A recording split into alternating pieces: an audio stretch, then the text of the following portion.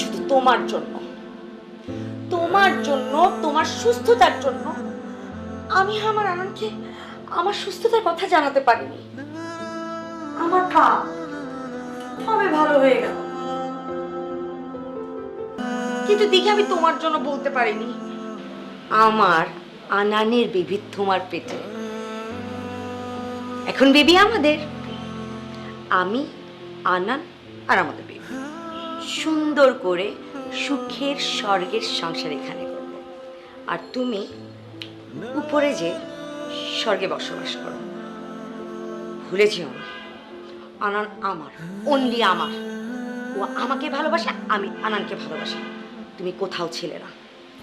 যাও স্বর্গে যাও।